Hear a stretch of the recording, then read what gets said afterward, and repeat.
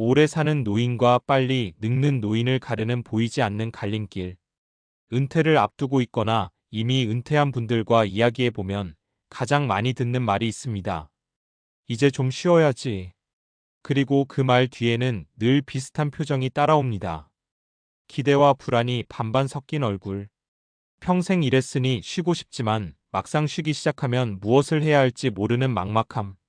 이상하게도 은퇴 후 삶은 모두에게 같은 출발선에서 시작되는 것처럼 보입니다. 정해진 출근 시간도 없고 회사도 없고 월급도 줄어듭니다. 그런데 5년, 10년이 지나면 놀랍게도 전혀 다른 길 위에 서 있는 사람들이 생깁니다. 어떤 분은 나이가 들어도 눈빛이 살아있고 새로운 걸 배우며 더 활기차게 살아갑니다. 반면 어떤 분은 몸은 물론 마음까지 빠르게 늙어갑니다. 차이는 생각보다 크지 않은 데서 시작됩니다. 아주 작은 선택, 아주 사소한 태도, 그리고 은퇴를 바라보는 관점. 마치 보이지 않는 갈림길처럼 어느 순간 삶의 방향이 나뉘어 버립니다. 이 글은 바로 그 갈림길에 대한 이야기입니다. 은퇴 준비와 은퇴 후 삶을 어떻게 바라보느냐에 따라 우리는 오래 사는 노인이 될 수도 있고 빨리 늙는 노인이 될 수도 있습니다. 1. 은퇴는 끝이 아니라 구조 변화다. 많은 사람이 은퇴를 인생의 종료 버튼처럼 생각합니다. 이제 다 했다. 이제 쉴 일만 남았다. 이 말이 틀린 건 아니지만 여기서 중요한 건 얼마나 오래 쉴 생각인가입니다. 사람은 구조 속에서 살아갈 때 안정감을 느낍니다. 출근 시간, 업무, 사람 관계, 일정. 그런데 은퇴와 동시에 이 구조가 사라지면 몸보다 먼저 무너지는 건 생활 리듬입니다. 리듬이 무너지면 활동량이 줄고, 활동량이 줄면 생각이 줄고, 생각이 줄면 삶의 속도가 급격히 느려집니다. 그때부터 노화가 가속됩니다. 오래 건강하게 사는 분들을 보면 공통점이 있습니다. 은퇴 후에도 새로운 구조를 만듭니다. 직장은 아니어도 일정이 있고, 해야 할 일이 있고, 만날 사람이 있습니다. 이건 거창한 계획이 아니라 생활을 유지하는 틀입니다. 은퇴 준비에서 중요한 건 돈만이 아닙니다. 돈은 기본이고 그 다음은 시간 구조 설계입니다. 하루를 어떻게 보낼지, 일주일을 어떻게 채울지, 무엇을 배우고 누구를 만날지. 이것을 준비하지 않으면 은퇴는 휴식이 아니라 공백이 됩니다. 2. 관계는 체력보다 오래 간다. 노년의 삶을 가르는 두 번째 갈림길은 관계입니다. 사람은 나이가 들수록 혼자 지내는 시간이 늘어납니다. 그런데 혼자 있는 시간이 길어질수록 생각은 과거로 향합니다. 과거로만 사는 삶은 빠르게 늙습니다. 반대로 현재와 미래에 연결된 사람은 오래 젊게 삽니다. 은퇴 후 가장 위험한 말이 있습니다. 이제 사람 만날 일도 없지. 이 말이 현실이 되는 순간 노화는 속도를 냅니다. 관계는 체력보다 오래 갑니다.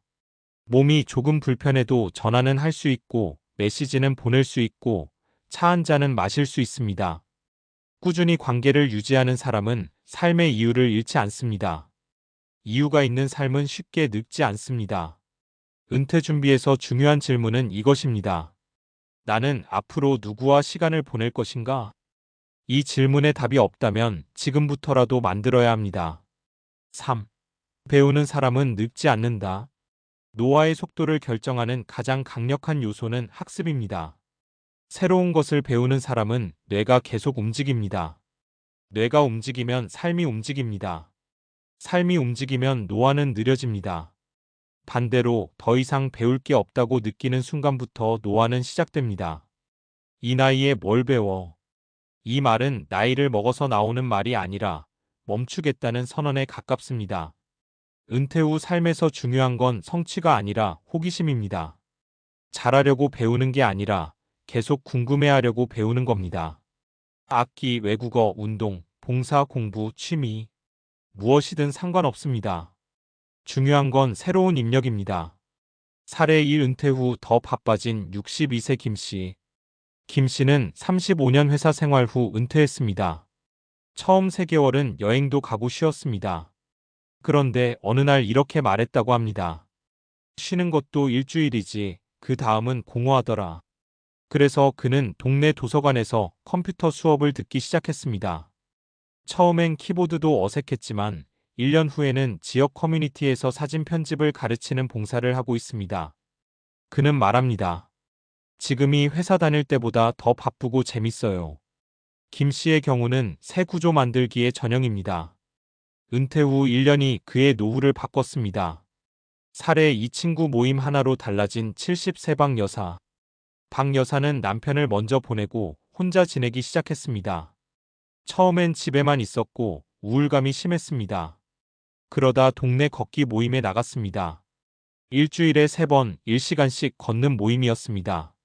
지금은 그 모임이 삶의 중심이 됐습니다. 생일도 챙기고 여행도 가고 매일 카톡이 울립니다. 박 여사는 이렇게 말합니다. 몸은 늙어도 마음은 늙을 틈이 없어요. 관계가 노화를 늦춘 대표적인 사례입니다. 사례 3 아무 준비 없이 은퇴한 60세 이 씨. 이 씨는 퇴직금도 있었고 집도 있었고 경제적으로는 큰 문제 없었습니다. 그런데 은퇴 후 2년 만에 건강이 급격히 나빠졌습니다. 이유는 단순했습니다. 하루 대부분을 TV와 휴대폰으로 보냈고 만나는 사람도 거의 없었습니다. 그는 뒤늦게 말했습니다. 돈 준비만 했지 삶 준비는 안 했더라. 지금은 다시 운동과 봉사를 시작하며 회복 중입니다. 그는 요즘 이렇게 말합니다. 은퇴는 준비 안 하면 위험한 시기다. 결국 갈림길은 태도에서 시작된다. 오래 사는 노인과 빨리 늙는 노인을 가르는 갈림길은 거창하지 않습니다. 돈이 많아서도 아니고 건강이 완벽해서도 아닙니다. 작은 차이에서 시작됩니다. 하루를 어떻게 설계하는가? 누구와 시간을 보내는가? 무엇을 배우는가? 스스로를 쓸모 있는 존재로 느끼는가? 은퇴 준비는 통장만 채우는 일이 아닙니다. 시간을 채우는 일입니다. 은퇴 후 삶은 쉬는 삶이 아니라 다시 설계하는 삶입니다. 지금 은퇴를 앞두고 있다면 이렇게 자문해 보세요. 나는 늙어갈 준비를 하고 있는가? 살아갈 준비를 하고 있는가? 보이지 않는 갈림길은 이미 시작되었습니다. 그리고 그 길은 거창한 결심이 아니라 오늘 하루를 어떻게 보내느냐에서 결정됩니다. 앞에서 이야기한 갈림길이 태도와 생활 구조에서 시작된다고 했다면 이제는 그 차이가 왜 실제로 몸의 노화 속도까지 바꾸는지 과학적으로 조금 더 들여다볼 필요가 있습니다. 감정적인 위로나 경험담이 아니라 실제 연구들이 보여주는 공통된 결론이 있습니다. 노화는 단순히 시간의 문제가 아니라 사용 방식의 문제라는 겁니다. 4. 뇌는 쓰는 만큼 유지되고 안 쓰면 줄어든다. 은퇴 후 가장 먼저 변화하는 기관은 몸이 아니라 뇌입니다. 신경과학에서는 뇌를 가소성 PLASTICITY라는 개념으로 설명합니다. 쉽게 말해 뇌는 계속 변합니다. 사용하면 연결이 강화되고 사용하지 않으면 연결이 끊깁니다.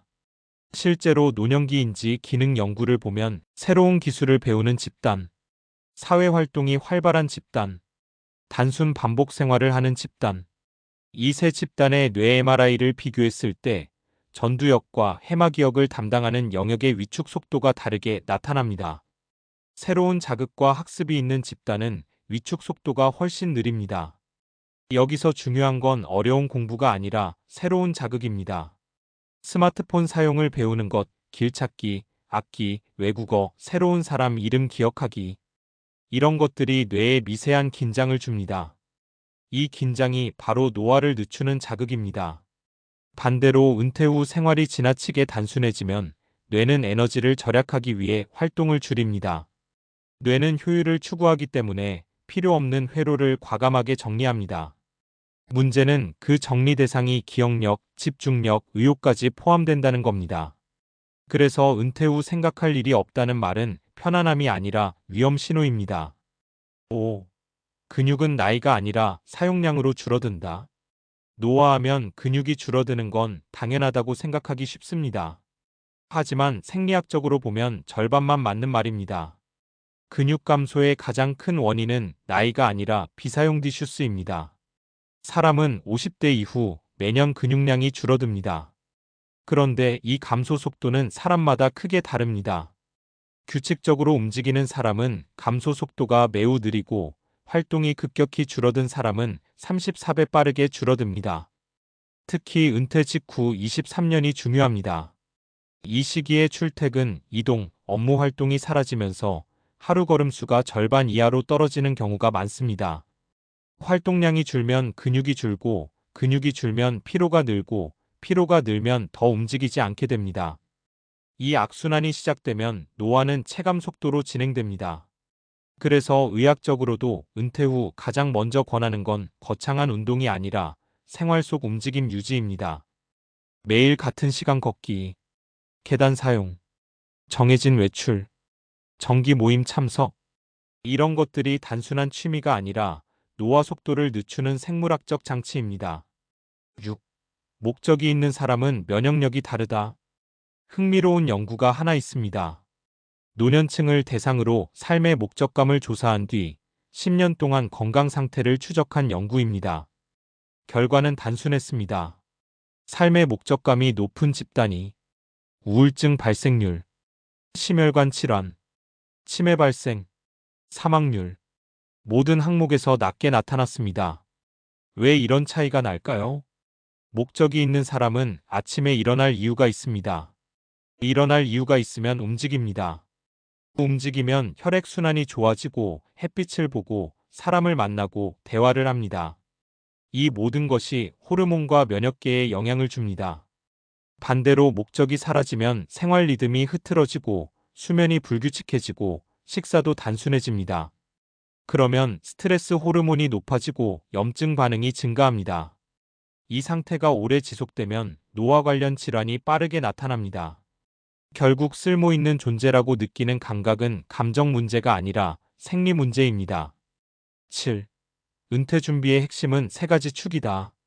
지금까지의 이야기와 연구를 정리하면 은퇴 후 삶의 속도를 결정하는 축은 세 가지입니다. 첫째, 시간 구조. 정해진 일정과 리듬이 있는가. 둘째, 관계 밀도. 정기적으로 만나는 사람이 있는가. 셋째, 학습 자극. 새로운 것을 계속 접하고 있는가. 이 세 가지가 유지되면 뇌, 근육, 정서, 면역이 동시에 유지됩니다. 하나라도 빠지면 균형이 무너지기 시작합니다. 두 개가 빠지면 노화 속도가 눈에 띄게 빨라집니다. 8. 준비는 은퇴 후가 아니라 은퇴 전 5년이 결정한다. 많은 사람이 은퇴하면 새로운 걸 시작해야지 생각합니다. 하지만 실제로는 은퇴 후 시작하는 것이 가장 어렵습니다. 이유는 단순합니다. 이미 리듬이 끊겼기 때문입니다. 이 연구를 보면 은퇴 후 활동 수준은 은퇴 전 35년의 생활 패턴과 거의 비슷하게 유지됩니다. 즉, 은퇴 후 삶은 갑자기 바뀌지 않습니다. 이어집니다. 그래서 가장 좋은 준비는 취미를 미리 만들고, 모임을 미리 만들고, 배움을 미리 시작하는 것입니다. 은퇴 후 시작하는 게 아니라 은퇴 전에 연결해 두는 겁니다. 9. 결국 노후는 속도 관리다. 노화를 막을 수는 없습니다. 하지만 속도는 조절할 수 있습니다. 빨리 늙는 사람은 어느 날 갑자기 늙는 게 아니라 일정이 사라지고, 관계가 줄고, 배움이 멈추면서 서서히 속도가 붙습니다. 오래 건강하게 사는 사람은 계속 움직이고, 계속 만나고, 계속 배우면서 속도를 늦춥니다. 이건 의지력의 문제가 아니라 구조의 문제입니다. 그래서 은퇴 준비는 결심이 아니라 설계입니다. 지금 이 글을 읽는 시점이 은퇴 전이든 후이든 한 가지만 점검해 보셨으면 합니다. 나는 내일 아침에 일어나서 할 일이 정해져 있는가? 이 질문에 선명하게 답할 수 있다면 이미 갈림길의 좋은 쪽에 서 계신 겁니다. 만약 망설여진다면 지금이 바로 방향을 조금 수정할 수 있는 시점입니다. 노후는 어느 날 시작되는 시기가 아니라 이미 진행 중인 과정이니까요.